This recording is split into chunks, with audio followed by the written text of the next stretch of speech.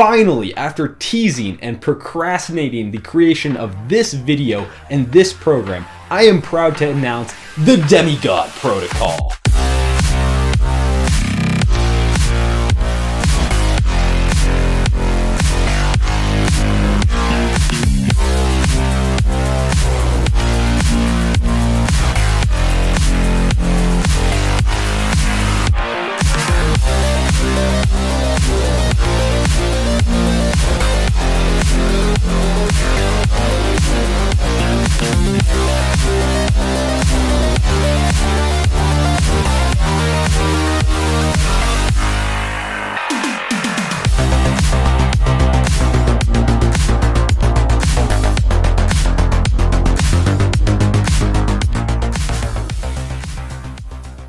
For those of you who are longtime viewers of this very young channel, you will remember my first video about the Ascendancy program, the program that I've been perfecting for the past year and a half, and I teased that, hey, you guys are going to get access to it. I ended up never actually putting the Google Sheets link in there. That is my bad, but it led to something better. Me diving deeper into my methodology and ideology about training and creating the DEMIGOD Protocol. This is the Ascendancy program, but for all levels, not just what I was doing at the time, but something that can be applied to any trainee at the point they are in, focused on ascending your training over time and providing a path of progression and the next steps besides just more reps and weight on the bar. This is learning about your training and growing as an individual in the gym, not just jumping from one program to the next and wondering where you're gonna go in a couple years. I have to apologize for the delay on this video.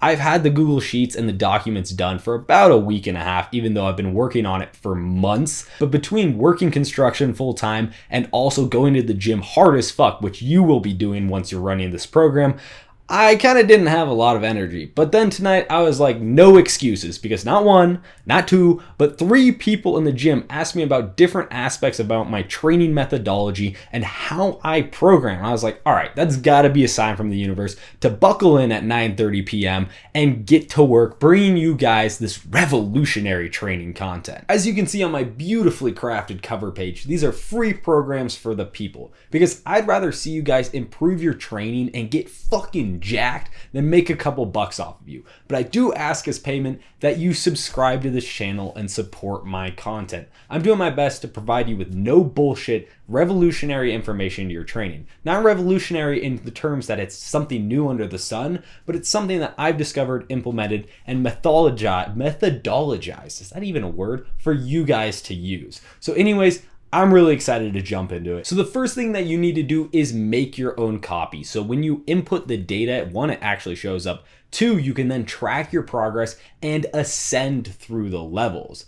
Now let's jump into what is this program at its core. The goal of the DEMIGOD Protocol is not only to pack on as much muscle as possible and ascend your physique, but also ascend your knowledge and training principles. I want you guys to educate yourselves through this learning experience. I do provide a lot of information and a lot of guidelines here, but at the end of the day, it has to be you that puts in the hard work and learns how exactly your body functions best. Another goal that I had while experimenting with the creation of this program was to eliminate weak points and create redundancies to make your training as smooth and as effective as possible. The problem with a lot of programs out there is the question of what is next after that stage of the program? And the DEMIGOD Protocol answers that with a multi-level approach where you can go from beginner to advanced or ascend your training by learning the principles and the protocols implemented within this.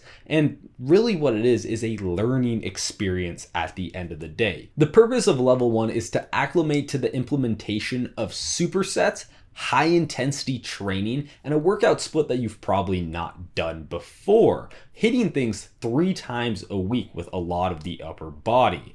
I personally had not done something like this. Combined with pushing my limits to the absolute maximum intensity, I started here at 6 to 7 years of training. It is Not a bad thing to start here if you have a lot of training experience. There's definitely enough volume and substance to grow. But at the same time, if you're a beginner, this is extremely adaptable and a great place to learn and grow and spend a lot of time developing the fundamentals of a good training program. Now, level 2 is where I spent the majority of my time over the past year and a half, 2 years. Holy crap, is this almost the perfect bodybuilding program.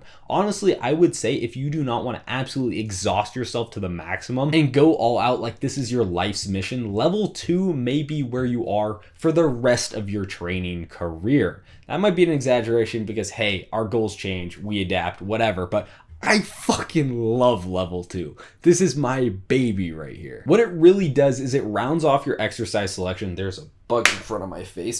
Die. Anyways, what level 2 does is it incorporates more exercises so that you can hit your muscle groups with the variations and angles that they need to grow holistically and develop in a well-rounded zero weakness physique.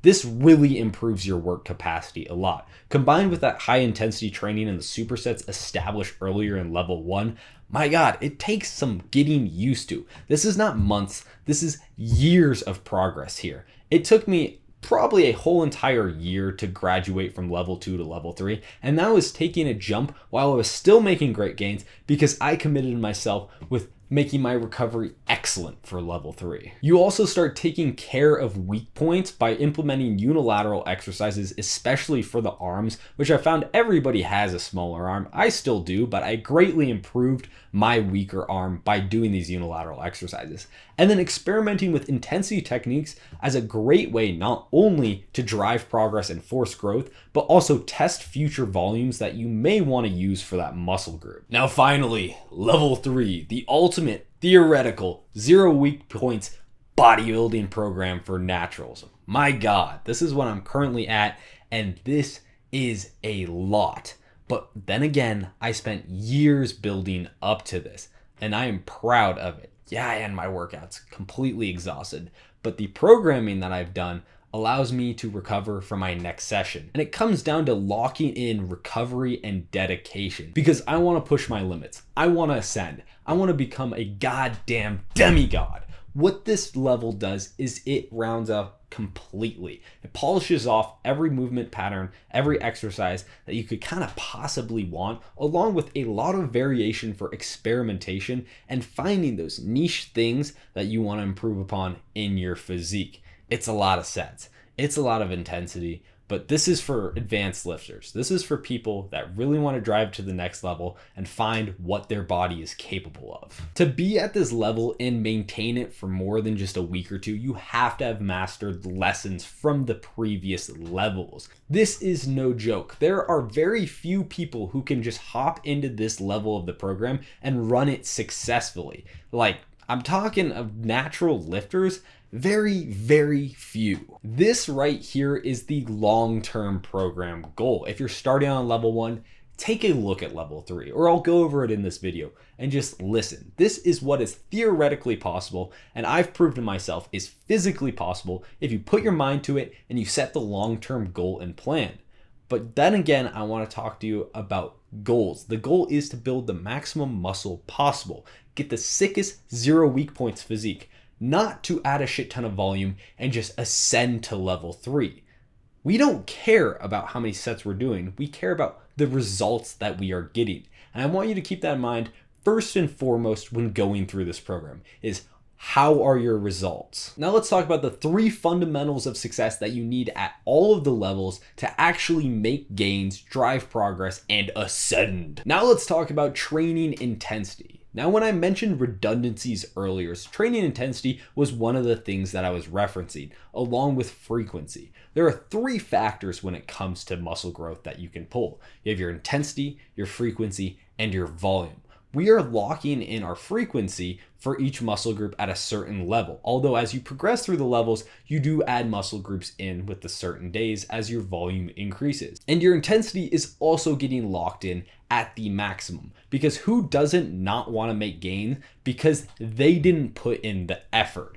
Effort should never be a question. Yes, you need to learn and grow and graduate up to the highest intensity level, and things like compound movements, maybe you leave a little bit in the tank for safety purposes. But when it comes to those things like bicep curls, lateral raises, pull-ups, we are going all out every set. And with those two factors locked in, intensity and frequency, but that leaves volume as our third lever and the most changeable aspect of this program, but the least important of the three. Because if you don't show up to your sessions and you don't train with high intensity, then you will not get the results by just doing more and more and more. It stops working, it wastes your time, and you end up back where you started, having to start at level 1 with high intensity and lower volume, and building up from there. Now for levels 1 and 2, I took every set to failure and then beyond with some of the sets.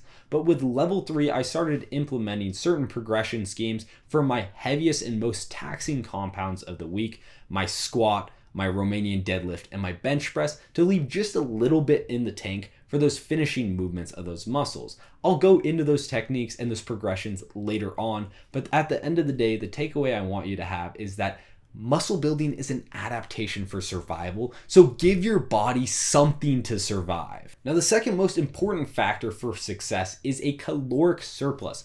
You gotta be bulking if you're training this hard and looking to progress and build muscle. At the end of the day, you cannot let recovery be your limiting factor. This is another redundancy of, hey, if you're training hard, you're hitting your sessions, and you have a plan for progression, and you're not growing, it is your recovery, and it's easy to diagnose and address. Be sleeping 7 to 9 hours a night and be getting your meals in. Track your weight. I have another spreadsheet where I put my weight in every single day. Is that graph going up 1 to 3 pounds a month? It fucking better be, because I'm trying to be a demigod yet again. Before you even consider jumping levels, address your nutritional factors. Are you locking it in? Are you improving it? You better be if you're thinking about adding more to your program. Enough said.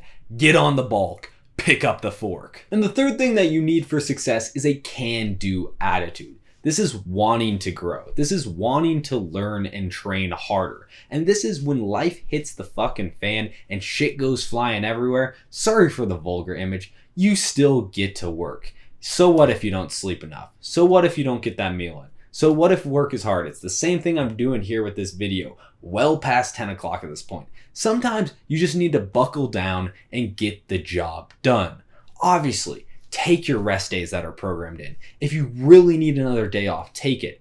But remember, this is a marathon and you need to move forward. And are you just tired, or are you wanting to not go hit that heavy ass set of squats? I've been there. You gotta look yourself in the mirror and ask yourself, do you want to be the vision that you have in your mind, or do you want to be right where you are tomorrow? You got to get shit done. You got to improve, and you got to chase your dreams. Have a can-do attitude, be positive about it, and move forward. I'm doing my best every day to try to embody this and try to do better. And yeah, you fuck up. Yeah, you fall short. Sometimes you just don't get there. Sometimes you don't do the easy shit that you know you have in you, but you hyped it up in your mind to be a bigger problem than it is. That's all well and good. But do you get up back on that horse the next day and get to fucking work? And that's the make or break moment for your character.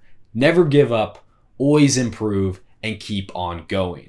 Now, to cover these three concepts, I have made a video that will help you, so you can check them. They're linked right down below this. And that goes for all of this text that I put together. Please read it, because I'm kind of spitballing here, trying not to just read it verbatim. And I do have extremely good points within the text. And it's always a reminder and always a good way to check up and check in on how your training is doing and how you are progressing. Now let's jump over to a second tab and go over progression. This is something I'm super excited about, because a lot of people do not realize how to progress within their training. They think just about switching exercises or adding weight or doing a couple more reps, but not how, and implementing ways that are not taking up a lot of brain power to methodically increase their lifts without just having to try harder, bro. Because right here, our energy is already at a maximum. Our effort is already at a maximum. So you need to find creative ways to harness that effort and drive it towards progress. starting with a double progression and a dynamic double progression. These are going to be your bread and butter for the majority of your movements and what I used for pretty much everything up until end of level 2, level 3. Now I'm going to leave you to read the minutia within these texts because I mean that's what I fucking wrote them for, but I'll give you a simple explanation. Dynamic double progression and double progression revolve around setting a rep range, let's say 8 to 12. Failing within that rep range, let's say 11, 10, 8 for a 3-set thing. And then the next week coming in and trying to improve based on reps. So then you get 12, 11, 9. And your goal then with double progression is to get 12, 12, 12 with that weight. Before then you graduate to the next week and lo and behold, you're failing before 12 again and you repeat it. With dynamic double progression, you can have your sets progress on their own. For example, that first set gets to 12, you up the weight on that, but you keep it still slightly below at your previous weight for your second two. It's a lot simpler than it sounds in that quick explanation, and it is almost brain dead to run it and make insane gains. Everything past double progression and dynamic double progression on the sheet is kind of optional. But I do want to touch on the next slide, which is the other ways to progress besides just adding reps and adding weight. You have cleaning up your form, you have more range of motion, decreasing your rest time so your workouts go faster, which is going to be a huge factor as you add more volume, and then rep tempo. Whether you slow it down a little bit more, and this is kind of part of improving your form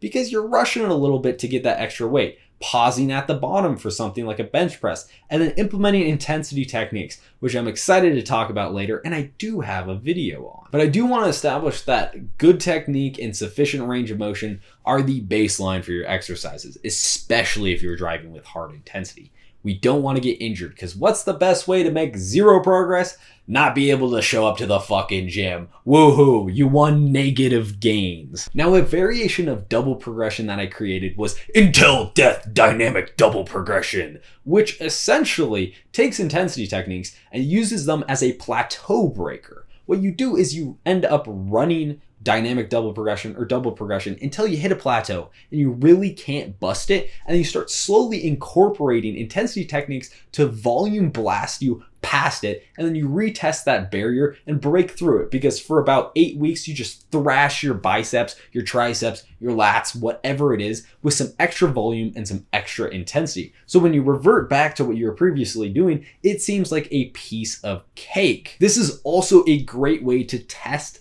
your next level's volume. Let's say, your biceps are recovering. You feel great. It's really not that big of a deal to add a little bit more. Hey, maybe run a UDD. That sounds weird. I'm just going to call it Until Death Dynamic Double Progression instead. And just fucking test that limit before you start implementing it into your program first. And it also is a lot quicker than adding a new exercise and then having to find something to superset, but then you're not ready to jump total levels yet. Anyways, I fucking love these. And speaking of intensity techniques, they are a great way to get a bit more out of your workout and add some more without having to add new exercises or new volume. I cover the different variations that I personally use in my training. I think that can best serve you and the contexts and the levels that you should use them at, and the exercises and body parts that work best with them. I'll leave you guys to read that and implement it at your discretion, but there is a lot of time in between jumping levels, even after you've maxed out the volume of that current level. So you want to experiment with things. You want to test your limits in different ways besides just adding more sets and more exercises. And intensity techniques provide a great opportunity to do that. And now the penultimate progression scheme that I'm going to cover, which is linear periodization. This strength-focused approach is really good for those big mover movements. I've implemented most recently with my squat and my Romanian deadlift back in the spring, and yeah, it works really well if you don't want to just use a double progression or the last progression scheme, which I'm getting to. I completely ripped these periodization templates from Bald Omni-Man on YouTube. Full credit goes to him. I made some little edits. He preferred 4 sets. I kind of like 3 on some of them. But hey, I'm not going to invent something completely new. If there's something that is effective, I like, and I have not found a way to innovate and make it better. I'm just going to tell you guys, go subscribe to him. He's got way more subscribers than me. His subscribers should come subscribe to me. But anyways, yeah, credit to him for those. His channel's linked down below. But Your goal here is a more strength-focused approach to building muscle, if that makes sense. And then the final progression scheme we have is the unholy child of dynamic double progression and linear periodization. This bastard of a progression scheme is the pyramid. I fucking love this because it is so much just fuck it, we ball, along with I want to test my limits in my training. Yeah, there is a method to the madness, but this is kind of using your gut and your intuition to tug of war your progress up. What I usually do is I drive one heavier set up, whether it's your first set or your last set. I drive this as far as I can with the proper technique until I just cannot do the weight for the amount of reps that I want. Then I bring my bottom two sets up while dropping my top set up back by a couple pounds. And then I repeat this by then dropping my bottom two sets by a couple pounds, but higher than they were previously. And then you just kind of tug of war your way up to being stronger. There's a lot more feel into it, and it'll take you a while to get used to. But I mean, it's just kind of fun. And then I also use pyramids for things like accessories. For example, I bust out a heavier set of tricep press downs, and I can't use that same weight. So I'll drop it down a little bit, do some more reps, but at the same intensity, that's key, and then drop it down again for my third set and do even more reps and get a sick pump blast while still making amazing gains. It could look like 10, 12, 16 reps on your tricep press down. Now on this page, I also have a frequently asked questions document, but I'm going to cover that after we go over the program because I think that will make more sense. All right, boys, now we're finally getting into it. The Google spreadsheets, your key to gains, starting with level 1. Congratulations for actually starting and getting this far in this video. Thanks for watching, guys. Better be subscribed if you've made it to this fucking point. And we're back. Kind of had to stop there because it was getting too late and I had work at 6:30 in the morning. So now we're here to discuss what you're going to actually be doing and getting down to the nitty gritty of the program, starting with level 1. As I said before, this is an excellent place to start for anybody anywhere, especially when we're training with high intensity. So as I emphasized previously, this is a learning experience and that is reflected in the program. I have 3 sections here that help you understand and grow your programming knowledge and develop methodologies of your own within your training. Starting with the first section that breaks down the body parts that you're hitting that day, the movement patterns that accompany it, and then the volume that you're going to be working up to throughout that level, and then some tips and tricks for the different programming necessities. The second section gives you a template for the day. For example, this first one is my Dragon Reborn day, or upper 1. Some exercise examples, the maximum and minimum rep range that I'd usually use for effective full range of motion reps, and then the progression schemes that I think best fit with the movement pattern. Not necessarily just the specific movement that I give an example, but the general movement pattern that it's applied to. And then finally, the third section is where you actually input your data into the program and keep track of your progress. Now, I'm going to go pretty in depth here. I'm going to go through all 3 of the levels, the different movement patterns, and how I think about these applying into your workout and throughout the week as a general programming experience, because you have to think more than just in session. You have to think how it relates to the other exercises that you're doing for that body part and other body parts throughout the week. It really is a learning experience to learn how to manage fatigue, the maximum volume you can do a body part both in session and across the week, and overall understand the nuances of how your body specifically reacts to training. And I hope this can be a good start for a lot of you. All right, let's kick it off with our upper 1 day with the most important lesson of name your goddamn workout days. It sounds so much cooler to be hitting the gunslinger instead of just arm day. So that's the first lesson. And let's talk about chest. The 2 main movements that I have programmed for level 1 are a heavy press of some sorts, usually going to be a barbell, but not exempting things like a dumbbell press. And then the second one is going to be a bit more stretch focused, or a fly variation. Let's say if you don't really have the gas to do another pretty significantly heavy press, because despite it not being your heavy press, it's still going to be relatively heavy to the rep range that you're working in. This can also be a dumbbell press, a machine press, maybe a ring push-up. I love those. I wish they were more common in gyms instead of those dumb-ass TRX bands that cut your arm up every time you use them. But then also, you want to make one of these incline. At least one of them, whether your first one or your second one. But let's be honest here, having a gigantic upper chest is pretty damn aesthetic.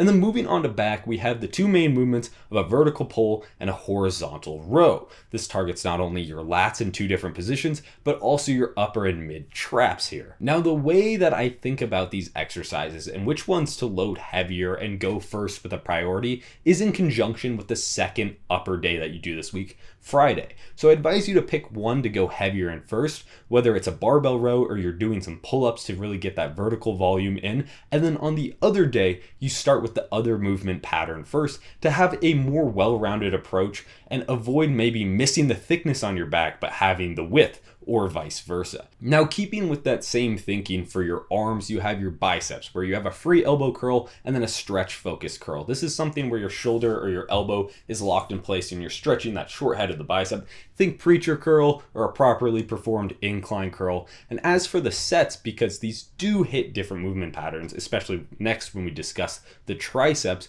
you want to do either 3 sets of one and then do the other variation on the other day, or do 2 sets of one and then 2 sets of another variation to have a more holistically rounded approach to the development of that muscle. And this becomes especially important with your triceps because you have your push downs to really target that short head of the tricep, but then you need your overhead extensions to get the long head of the tricep, and you really want to work in that volume so you can have your arms looking juicy as fuck. Now, this becomes pretty redundant as you move up to level 2 because we incorporate a lot more arm volume and you don't have to do 2 and 2 or 3 one day and 3 another day. This is just starting to establish the intensity and the work capacity needed to then jump and graduate to that point. So don't worry, there'll always be more arm volume. And then finally, of course, we need to get some boulder shoulders in there with some side delt variation, whether it's gable lateral raises, dumbbell lateral raises, whatever you want to do. I always try to sneak in some shoulders in there because they don't take that much overall volume within the session, but you need to hit them consistently throughout the week. Now, later on, I'll briefly go over the second upper day, but it's essentially a mirror of this day with what the priorities are. If you start with a stretch focus curl,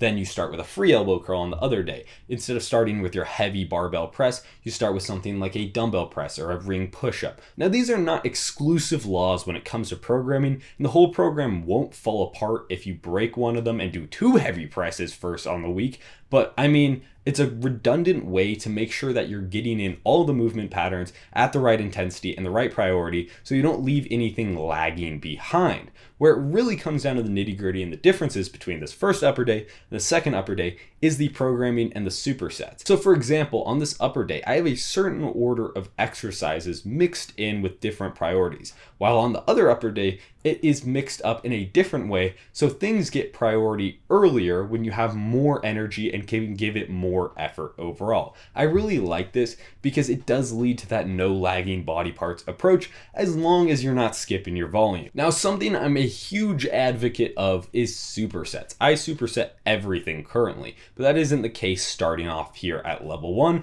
I leave your big mover movements by themselves so you can focus in on them, starting with your heavy press. For example, a bench press in the rep range of anywhere 6 to 12 for hypertrophic purposes. When it comes to your progression schemes, I would just advise doing dynamic double progression or double progression to start off with. These are not exclusive. You can kind of run them at the same time and play it by ear which one you want to use depending on the feel of the movement. And as you get more advanced or you get bored, you can try linear periodization or a pyramid. Now, for your first ever superset of the DEMIGOD Protocol, we have your primary pull with your side delt raise. Holy crap, hitting side delt as your third exercise in the day? Yeah. That's what it goddamn takes to get gigantic shoulders without even really thinking about it. Because if you're doing barbell, because usually you're just doing barbell rows, putting it down and being like, wow, that was a good set. But what's really stopping you from picking up a pair of pretty light dumbbells and working those side delts while you still have energy and not after 9 sets of pressing?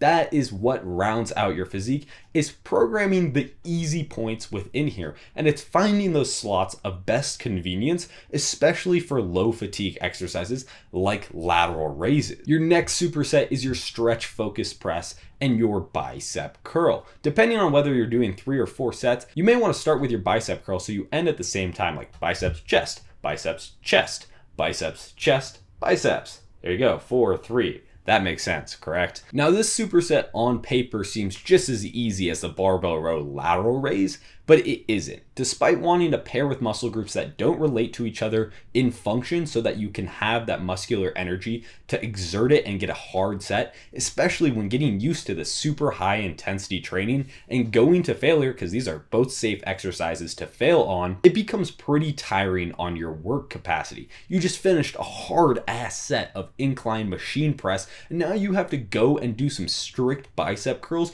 and grind them out. Yeah, you're gonna be panting for breath, but this is what gets you used to it, is fucking doing it. And then also not skipping your cardio on your off days. It's really not that hard to do some intervals or just hop on an exercise bike and watch an episode of Netflix. That's a side tangent. But anyways, you have your final superset of the day. Moving on to your secondary pull, in this case, it'll be the vertical one, and then your triceps movements. There is some carryover between your lats and your triceps, but honestly, I just find I get a sick fucking pump when I'm doing pull-ups and then tricep pushdowns. So I kind of encourage the use of this because lats are pretty hard to break down, even if you're taking them to lengthen partial failure. So I kind of like some pre or post exhaustion with my tricep pushdowns or my overhead extensions. That's personal preference, and yeah, you can switch it up once you get more exercise in here. I encourage you to understand your body and learn the programming that works best. But for me, I just like feeling wide as a barn door with the tricep and lat pump. I feel like I'm gonna crash into the cable station and snap it in half. Now, I know that was a lot of explanation, but don't worry, it will get quicker because things do mirror in this program. And as we move to level 2 and 3, I will just explain the new additions, not the old additions all over again. But I want to emphasize that I want you to start with the minimum amount of volume and work up from there, because our goal is not to add volume, it is to make fucking gains. And intensity comes first, hitting your sessions comes first, and volume comes very far third, because you can make gains on less than maximal volume of what you can recover on, but you cannot make gains if you're not training hard and you're not showing up. And let's move on to where you're going to be actually putting in your data over down in the program section. Now remember, I provide you with a template and these exercises that I think generally work best and are easy to superset within a gym, but I want you to switch it up. Perhaps you have a great lateral raise machine right next to where you can do barbell rows. Fucking put it in there. My God, there's no reason not to. But generally, if you cannot find something or it's way across the gym, don't be the asshole that takes up 2 machines while it's busy at 5 o'clock p.m. and be like, bro, this is the way my superset was programmed. I have to do it this way. Grab some dumbbells and just do a different variation. It's really not that hard. Be polite to your fellow gains chasers. Now in that second section, I provide the maximal rep ranges that I think serve the exercises best, but down in the program section, I narrow it down a bit more to how it would work best with a dynamic double progression or a double progression. I do think having a rep range higher than 5 is really not that great. Not a rep range as in 5. I mean as in like 10 to 15, and I usually reserve those for lighter exercises like your shoulder movements or your biceps and triceps. Now, before you jump into the gym and get to work, I want you to decide on the exercises that you're going to use throughout the week, input them, and then copy and paste week 1 down and make week 2. Because you don't want to complete week 1 and then be like, oh my God, I'm ready for level 2 here. No, you need to spend some time here, grind from the minimum to the maximum volume, and experience the lessons that you're supposed to learn with this current programming methodology before graduating on.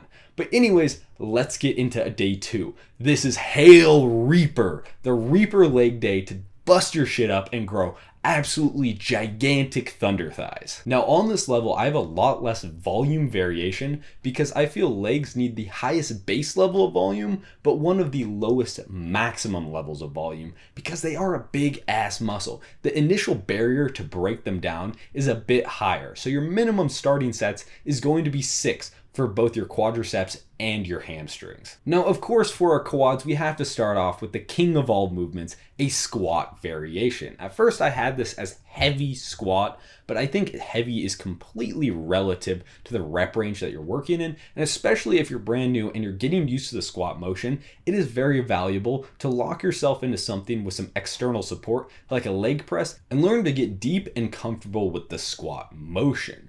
Now, as I said, this can be anything, but really I do think that building a base with some sort of barbell squat on your back is a good idea generally, because it lays the foundation for more specificity later on in your lifting career. I mean, I still do barbell squats. Yeah, I can smash my quads with a higher stimulus doing other things, but there are some irreplaceable qualities within the barbell squat that you have to then add additional stuff on to get. For example, if I want to keep my leg day short and sweet, I'll take a little bit less quad stimulus to not also have to hit abductors and glutes too. Because if you just do something like a super weighted sissy squat, which I've recently been loving and swapping some of my leg extensions for, well then you have to incorporate some abductors and glutes, or else those will lag behind. Whereas when you're squatting and putting some decent weight on your back, they tertiarily get work there. And then of course you have your leg extension type movement. I kind of just say leg extension even though that's a specific exercise, because I mean you can do the sissy squats, you can do some pistol squat type variation. At the end of the day, sometimes it's the simple tool that's needed for the job. And between these two movements, you complete the function of the quad, which stretches both across your knee joint and your hip joint. For the hamstrings, it's pretty simple. You have two heads of the hamstring and they get mostly hit in two different ways. You have a hip hinge and you have a hamstring curl of some sort. This is kind of the same methodology of you have your heavy squat to hit a bunch of stuff and shotgun blast it so you don't have to supplement it, and then you have your more specific attack with the hamstring curl. For levels 1 and 2, where you're not dealing with as much volume as level 3, I really like having both a heavy squat and a heavy RDL on the same day. I know it seems counterintuitive to not spread it out through the week, but fuck it, come on, man. Sometimes you just gotta dog it out, and I named it the Reaper as a leg day. I'm gonna make it torturous, but you can also do back extensions if you're getting used to this movement, or maybe you choose to emphasize the squat on one day and emphasize a hip hinge pattern on the other day. Those are the programming choices that you get to learn and experience, experiment, and figure out what works best for your body. I put back extensions on my Reaper day now because between working full time and then also dogging it out on level 3, I'm like, fuck man, I don't want to load up 4 plates on an RDL after squatting 3.5.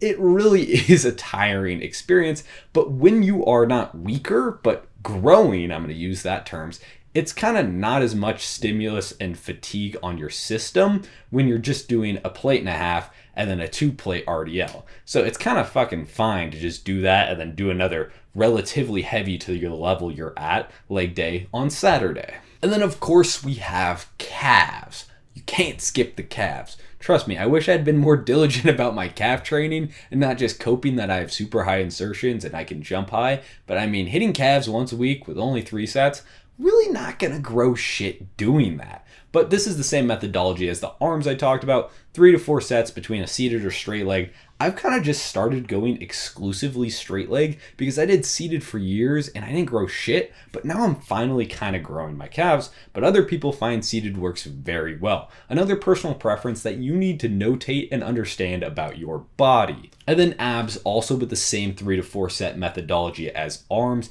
There's kind of 2 motions you want to train. You have your sit up of some sorts and then your leg raise of some sorts to both emphasize the top and the bottom abs here. I prefer some kind of decline sit up or cable crunch so that you have more resistance and more range of motion. And as for leg raises, I mean, you can do them on the ground, you can do them on a decline bench, whatever it is at the level you're at, just try to find that time to implement these. Because as you bulk, as you should be, it's really nice to retain those abs and still have a 6-pack despite being at a significantly higher body fat percentage. A lot of people think I'm way leaner than I actually am because of the muscle mass that I've put on through bulking. Part of that is if I take my shirt off, hey, I still have abs even if I've gained a couple percentage points of body fat. And then you finish off with your free choice for this day. This is what you need to do to bring up those weak points, or just supplement it. For example, you can do your abductors. Currently, I'm doing forearms, neck training, and later on, I would add more quads and hamstrings if you feel the need to grow your legs. Personally, I kind of want bigger forearms more than I want bigger not calves. I love calves. I've added more calves. Bigger quads at this point. This is also a good place to implement your stretching or your rehab if you encountered injuries. Or you know what, maybe you're just an unflexible motherfucker and you can't even touch the floor with your RDL and you need to do some stretching. Either way, that is the beauty of free choice. Now, similar to the bench programming, you start with just your squat so you can focus in, and then you go to your hip hinge supersetted with abs. I've kind of found it nice to have your core activated when doing something like an RDL because it helps with my bracing and helps me focus more on pushing my ass back and getting those hamstrings and those lower back growing. And at this point, after doing a relatively heavy squat and relatively heavy Romanian deadlift or hip hinge, you're pretty fucking tired. So you kind of zoom through the end of your workout with lower fatigue exercises that you can push really hard without having that gas out CNS that you do with those heavy barbell movements with your leg extensions and calves here. Usually these two machines, something like a cable leg press and a leg extension, are near each other so you can do them at the same time, or your seated calf raise. At the end of the day, remember, don't be a dickhead in your gym. And then you have your hamstring curls and your free choice. So these really go fast, but I want you to still emphasize and focus in during these leg extensions and hamstring curls. This is like if you were invading a castle. Your squats and your RDLs broke down the fortress walls, but your leg extensions and your hamstrings sweep up those sweet gains at the end. So you never want to half-ass them. Oh yeah, also something I do with my calves is I go lean up against a wall or strap some plates to my feet and do some tib raises. This is super niche, but really not that hard to implement if you really care about having super aesthetic calves. And I found, as a guy with a skinny bone structure, as I got heavier and played sports, I got shin splints, and implementing these just a couple times a week did help with that. That's a sidebar. But something that isn't a sidebar is partial reps. I forgot to mention it on the first rep range thing, but right now at level 1, you don't necessarily need to experiment with these, but you can also try them. When you cannot get that full range of motion leg extension or hamstring curl or tricep extension, maybe you go a little bit further beyond. It's a great way of recognizing where your failure point is and tracking things effectively and checking your effort. Now, as a newer lifter or new to taking everything to failure, this is definitely not necessary, but some days when you're feeling good, it's okay to push that much harder. Now, finally, we get to the arm day, the revolutionary part of this program, the gunslinger. I fucking love that name. That comes from the Dark Tower series by Stephen King. And goddamn, it just fits so perfectly into an arm day. So, I mean, you can steal that name and claim it as your own. I give you permission. Now, we kick it off with something that I absolutely shit on for years. I used to not think overhead pressing was worth it at all. Oh, I'm front delt dominated. I hit it during my incline dumbbell press.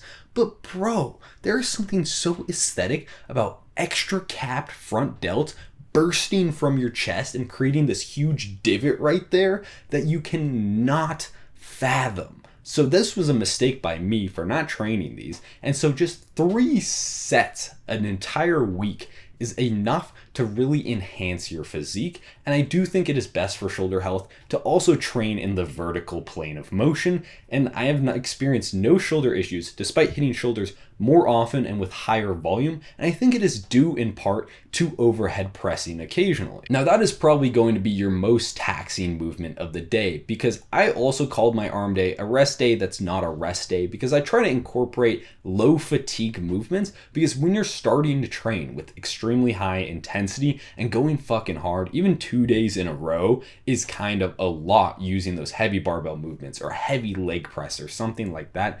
You kind of get a little gassed. And so having this pump up day where you're still going hard as fuck to failure, but you don't feel it as internally as much is great, especially right before a rest day. And it's quick too. You get through this, you feel amazing, and it's kind of an upswing in your rest day, providing more mental rest for you to come back and kill it with the final 2 days. Now, I call it an arm day, but it's secretly just an upper day without chest and lower fatigue exercises, because you still hit back with a pullover. I really wanted to work this into level 1 because I do think it is a game-changing movement, also for shoulder health, but also for the development of an aesthetic physique here. And getting used to this movement helps you connect with your lats, connect with your chest, connect with your triceps, and improves your other exercises. And then we also have biceps and triceps, which is the same methodology as that first upper day, so I'm not going to go over it too in depth.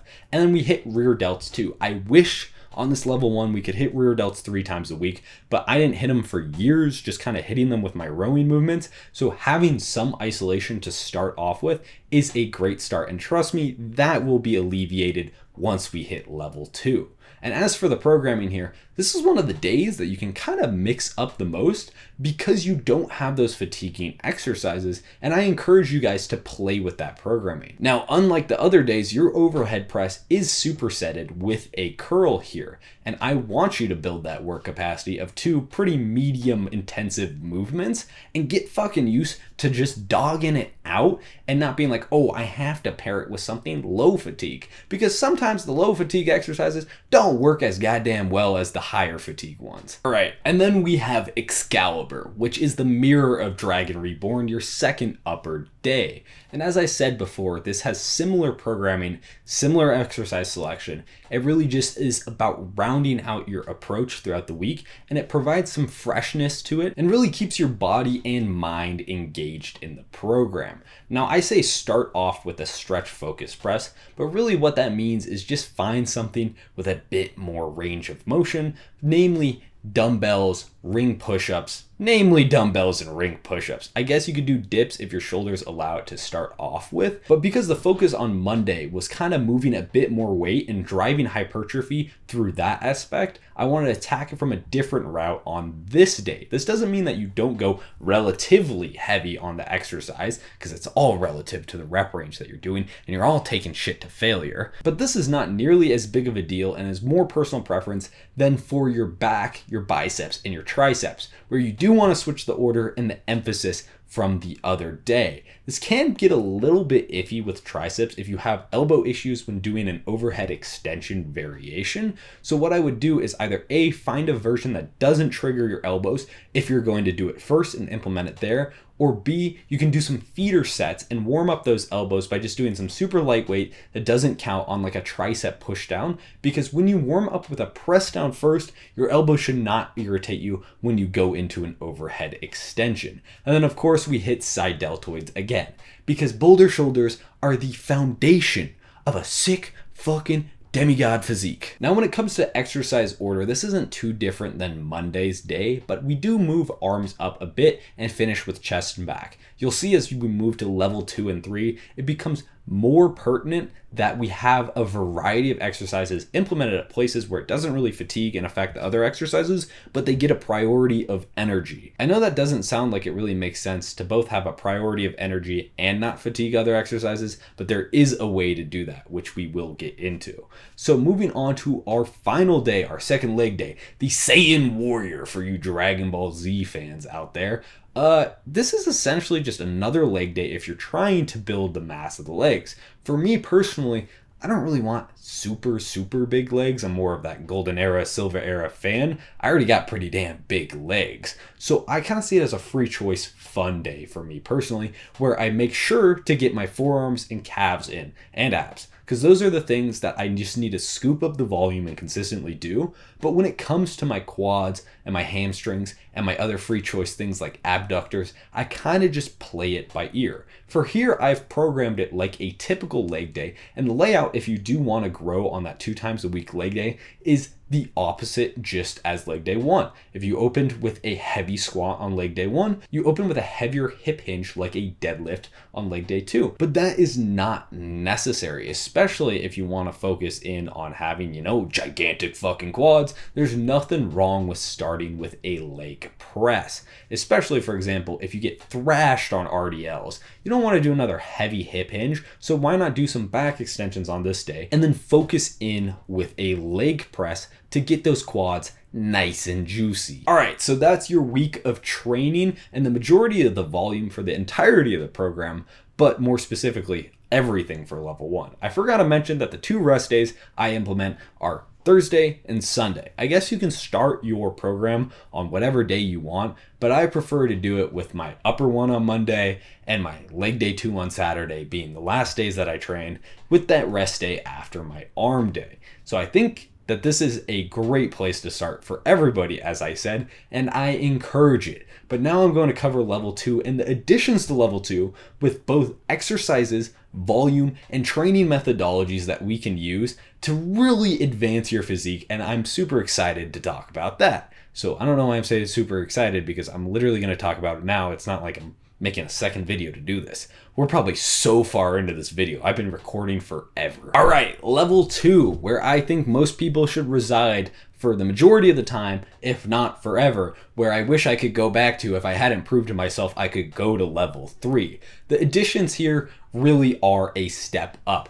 This is the intermediate to advanced playground, where you can reap gains for years and not worry about lagging on anything. This has a complete set of fucking assets to get you absolutely stacked. So the biggest changes here is locking in the maximum volume that you finished at level 1 and then adding additional volume to work up to, namely with your arms and shoulders and a little bit of back here. So now for your upper one, you're locked in at 6 sets chest, 6 sets back, but now you're working up to 6 sets biceps and triceps split between 2 exercises given their own spots in the program to hit those different angles and variations. And this extra volume will do wonders for your arms, along with we're adding the rear delts to your upper days. This is also key because, let's be fucking honest, everybody just wants to wear a tank top and look goddamn gigantic. Nobody wants to be like, I have a big chest and back, but you can't see it because it's covered by a shirt. So as you move into level 2, I want you to slowly incorporate this new volume, or you can just say fuck it and jump in. But that only really works if your recovery is locked the hell in, or if you're something like a college student where, I mean, let's be honest, college is pretty fucking easy. You can just kind of train to your hardest, do whatever you want, and then focus in on recovery like a maniac. College is like where you can test out being a professional at something without having to actually do it for a full-time job. I mean, that's kind of the benefit of being younger, along with feeling invincible, but don't act invincible, because that's how you get injured. Now, the programming with these new exercises also changes a little bit. I like to implement something where the first variation of your biceps and triceps is more focused on driving the weight. You pick something that's a bit easier to drive, a less niche curl or tricep push down, something with both fucking hands on the bar and where you're ripping at it with as much effort intensity as possible. And then your second one, I programmed to be unilateral, focusing on bringing up that weak point of the arm. You're still training it as hard as you possibly can, but now that you're warmed up, you've broken down the city walls, go in and sweep up those gains by focusing on really thrashing your triceps and biceps with that unilateral variation. And that first heavy is relative for the 37th time. Now, as I mentioned earlier, the exercise order of level 2 has been switched up, and you have things earlier in priority, like hitting your triceps as your third exercise and your biceps as the superset after that. And so implementing these new exercises is pretty simple with upper one, of we're tacking them on with a triple set at the end. These are pretty low fatigue exercises, as I give in the example, with a unilateral overhead dumbbell extension,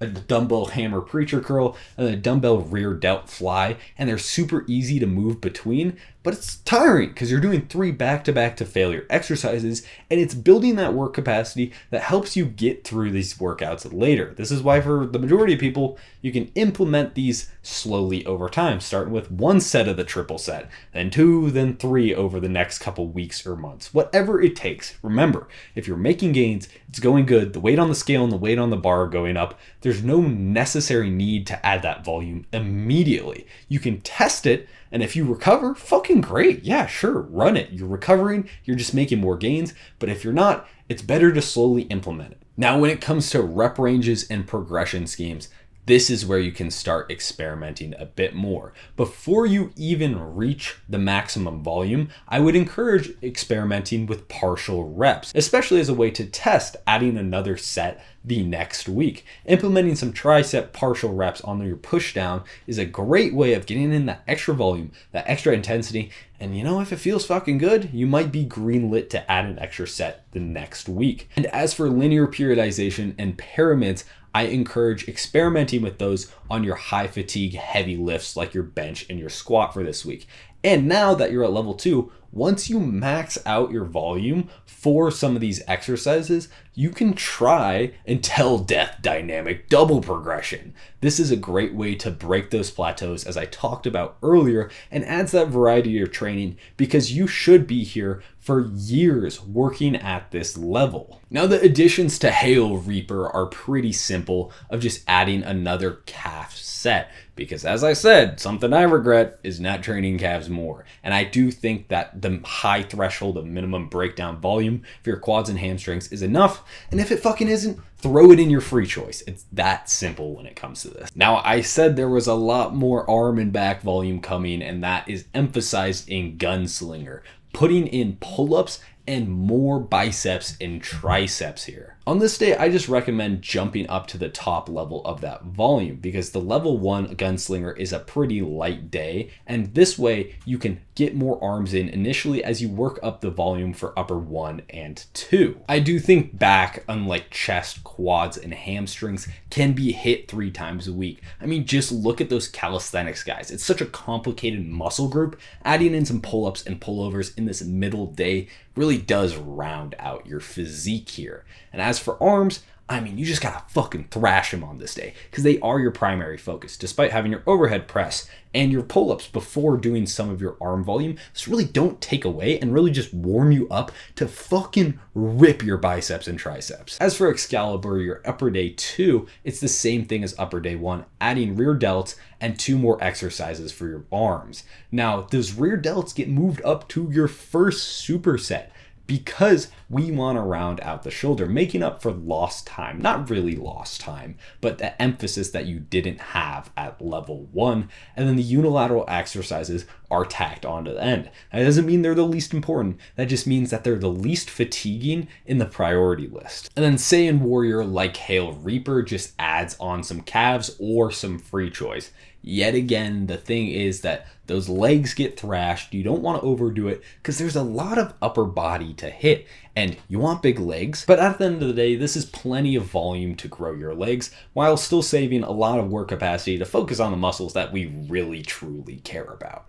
But as for level 2, this is my baby, as I talked about earlier. And there's tons of room to grow here, experiment, and learn. You're building your work capacity. You're learning different progression schemes. You're pushing your fucking limits, and you have plenty of time to recover, along with emphasizing a holistic approach to developing your physique and trying to eliminate those weak points so you don't have to sacrifice your programming later on to focus in on something that's laggy. All right, boys, this is level 3, the top of Mount Olympus for the DEMIGOD Protocol. This is what I'm currently doing now, and my God, I'm making the gains as a super advanced lifter, but I have to be locked in on my recovery, my eating and sleeping. I know I am redundant in repeating this over and over again, but if you want training to be your limiting factor and the thing that you can focus on and learn and change and grow, you cannot let those other factors hold you back. I would rather training be my limiting factor, because that is something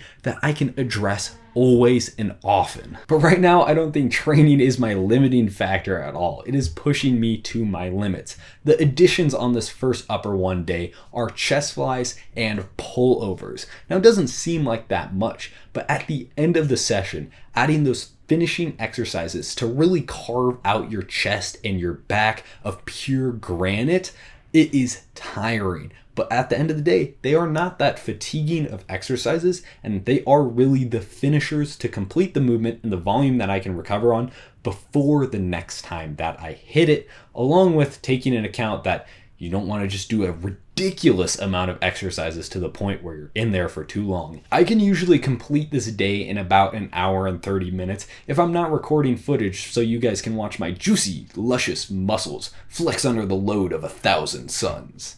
I wish I could bench 1,000 suns. That'd be cool.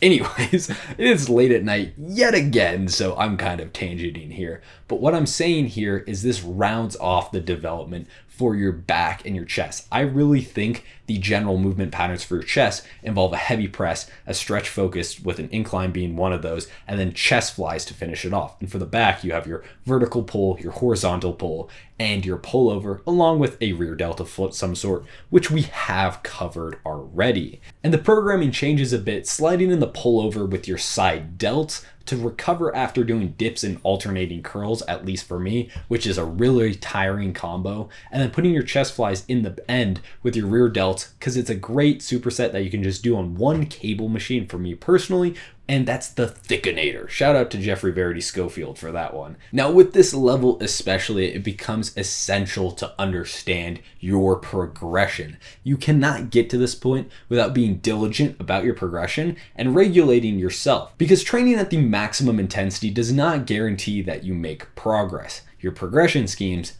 do. I tend to go with two strategies when concerning my heavy fatiguing lifts. I either run a linear progression or a pyramid to regulate the weight a little bit more and leave a bit more in the tank for those finishing exercises that we added, or I run a double progression at a slightly higher rep range, something like 8 to 15, so that it's less of a heavy fatiguing compound and more of another bodybuilding style focused movement, if that makes sense. This really comes into play when we move into Hail Reaper, because adding this extra volume does affect your recovery for the leg day despite not being the related muscles. It's just general systemic fatigue. Now the additions to Hail Reaper are just free choice and more abs, which is really not that much, but the free choice does mean that, hey, now with 2 free choices, you could have potentially up to 9 sets quads to 9 sets hamstrings if that's what you need to grow. Personally for me, it isn't. But as I was talking about with that fatigue, I swapped my RDL out on this day for back extensions, because simply between working and the extra volume here and dogging it out in those workouts, it was just like, fuck man, too much weight. Or when I do RDLs, which I do if I'm feeling good, I drop it back and do sets of like 15 to 25 with 315 instead of trying to work up to close to 405 or in the 400s, which for me personally is doable, but really, really tiring, especially since my goal right now with my squat is to get the perfect ass to grass high bar Platts 405 by 5. This is more of a strength goal, but I mean, it will help my hypertrophy needs. As that's stronger, it makes my other leg movement stronger. And I mean, I don't really want bigger legs, but I think it's really cool to have a heavy ass, perfect squat to work with. Now, because those free choice and extra abs are both growable and optional when it comes to free choice, there is kind of a gigantic quadruple set at the end of the leg day. But trust me, it's just another way to build work capacity. And I really kind of like that circuit style on these less fatiguing exercises to get me the fuck out of the gym, especially because my gym's not that busy, so it's okay for me to kind of be jumping around a little bit, but I understand if you can't and you need to split it up into 2 supersets instead. Now, Gunslinger doesn't have a gigantic transformation like it did last time. We're really just pairing off that lone triceps exercise at the end with its own superset of an additional bicep curl for me personally,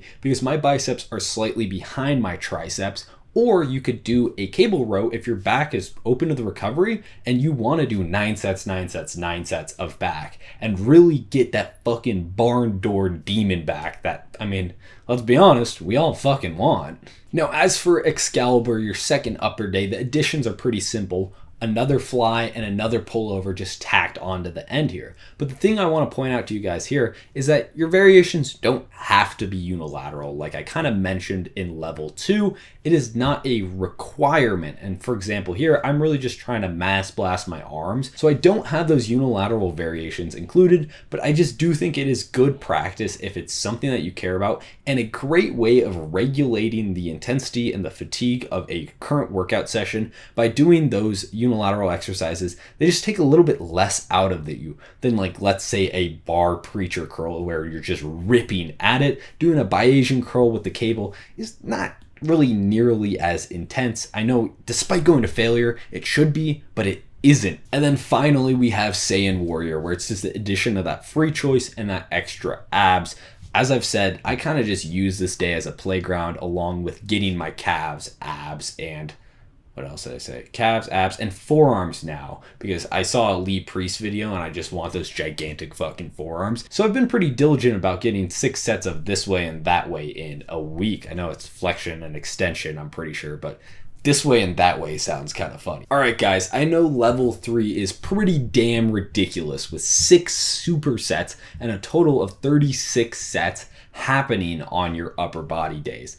Yeah, I know that sounds fucking crazy, but if you look at the split and the variations that it hits and the entire of the muscle groups, it's really nothing that's overtraining, except if your work capacity and your central nervous system cannot handle it. And that's why we grow up in the levels. The people going to level 3 immediately, and I know you're fucking out there, just don't do it. If you're not going to start at level 1, at least start at level 2 and then build that volume. Because, I mean, guys, I'm telling you this as the person that you're getting the program from.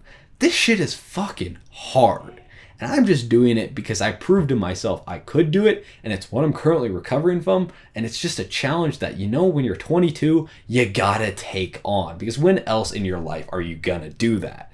As for the rest of you guys, I hope to see you on level 3, but we still have to cover our frequently asked questions to kind of fill out some of the information you need to end up at level 3 in a couple of years. So the first question we want to ask is, when do I add that volume to grow from the minimum to the maximum of my level? Well, as we said, our goal is to build muscle, not to add volume. That's just the lever of progression that we're using because we're training with as much intensity as possible and we're hitting things 3 times a week. And there's some questions that you can ask and some caveats that you need to really go and look yourself in the face and be like, am I doing that properly? The first thing you need to ask yourself is, are the things that I'm currently doing making me progress? Is the scale going up? Is the weight on the bar going up? Do I feel better the next week coming in? Because if that's not happening, these next questions you need to ask, not to grow more volume, but to make progress in the first place. So you want to ask yourself, am I training hard enough? That means the genuine effort to make progress. I know I said we want to train at the maximum intensity, but it takes time to learn and grow there, just as it does to get to this higher volume levels. And then you want to ask yourself, am I following my progressions and tracking my progress on the important lifts? You don't need to track every lift. You don't need to do lateral raises, 25 by 32 parentheses 48 because I did partials. It's okay. You can just put the weight or you put an X, be like, I did that fucking set and I trained hard there. But when it comes to your compounds and things that you really care about, like I want to get the fucking big ass triceps, you should be tracking your weight, diligently following your progression scheme, checking last week and seeing, are you beating it? And if not, can you improve in one of the other factors that I talked about earlier? And then, are you eating enough? Come on, guys, the scale has to go up at this point. Doesn't have to be fast, but there needs to be real weight put on your bones. And then, are you sleeping enough? This is a huge factor, especially as you go on. Get a consistent bedtime. It matters. Even if you get slightly less sleep, sleeping all the way through the night, having your body tired down at the same time, getting the fuck off your phone, picking up a book and relaxing yourself and de-stressing is a huge benefit. Sleep is part of having a less stressful life, which is also a key that I don't have it on here. But actually I do. It's, am I taking care of my body? You're warming up,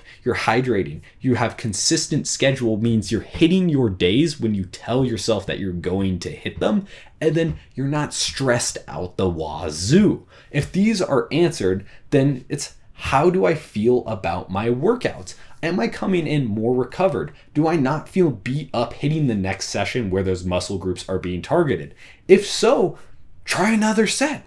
It's really not that much as you're training properly. I know it sounds like a lot of questions just to add 1 or 2 sets, but if you're doing things properly to grow muscle, most of these should be checked off, and it's just a matter of time of, hey, I feel ready. So another question is, when do I switch exercises? I want you to be running the same exercises for as long as they are effective. And determining whether effective is the hard part. Because so what happens with your body is there's a neurological adaptation when you're doing a new exercise, even if you've done it previously before, but it's been out of your program, where for about, 4 to 6 weeks, you essentially make your nervous system adaptations and not actually real strength and muscle gains. So if you then program hop, you're just remaking the same gains that you have done before. It's really once you get through those neurological adaptations, you hit a plateau and you bust through that plateau using your progression schemes, recovering properly and dogging it out, that then you make real muscle gains.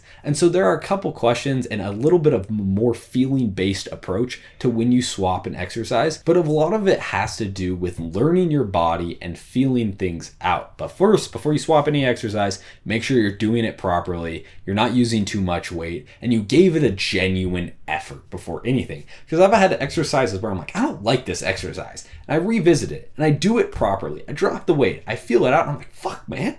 This shit slaps. So some of the reasons I will swap out an exercise, if it's just too fatiguing and it's negatively affecting other movements that I care about more, and I have a proper replacement for it that works good enough for what I'm willing to accept. And then another one is I found a better spot for it on another day where it just works better in that programming, and that's part of learning and growing with your program. This kind of happens as you jump levels and you rearrange stuff, and you're like, hey, you know what? That preacher curl really does benefit it more on this day than that day. And then I've found another movement that suits my needs better. I mean, it's pretty rare you discover a new movement that you're just like, oh my God, this blows my mind. This is going to change my muscle growth.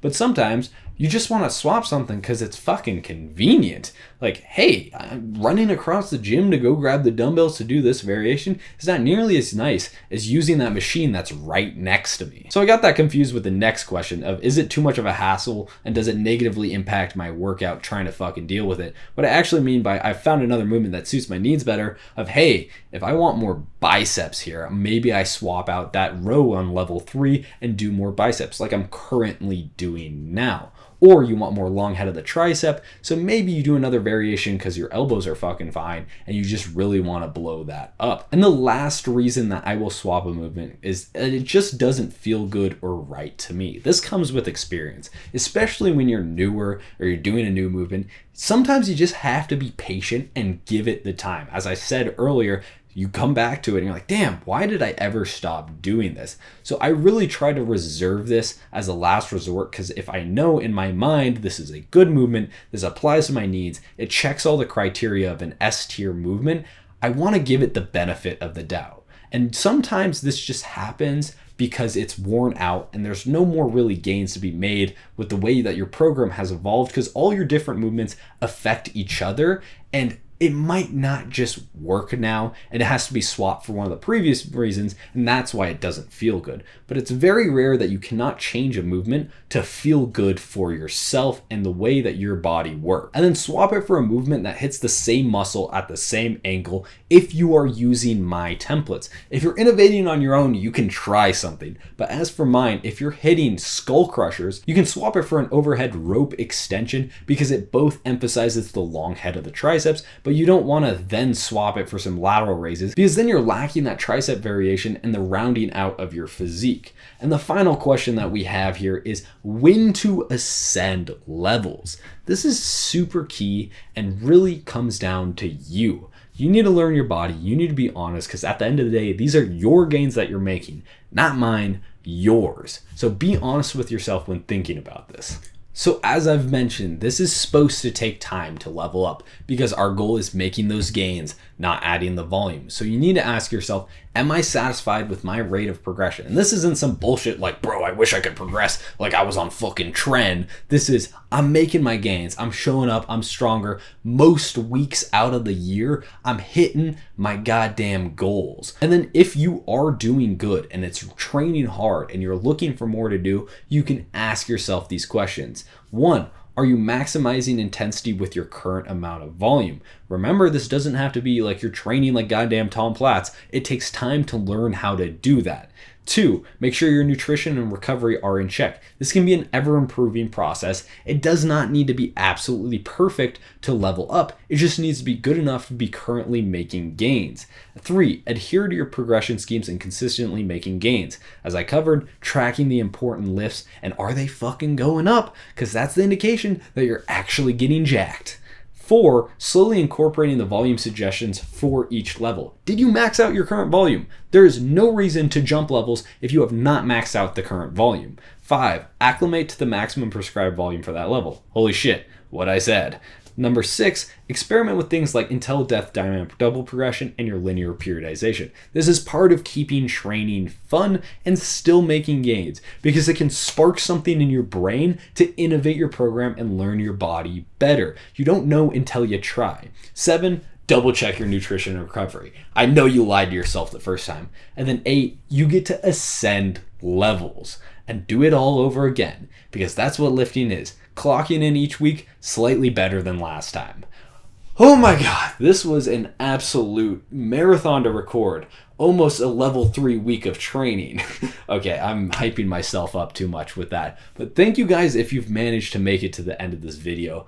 This is something I've been working on for a long time, and I'm really proud of it. Hey, maybe you'll see me in another shirt recording another section because this is a lot of information to cover, but I hope you guys can get something out of it. Please like and subscribe if you're trying this out. Even if you're not, check the description down below for the program, and let's get some fucking gains, guys. Peace. I'm out.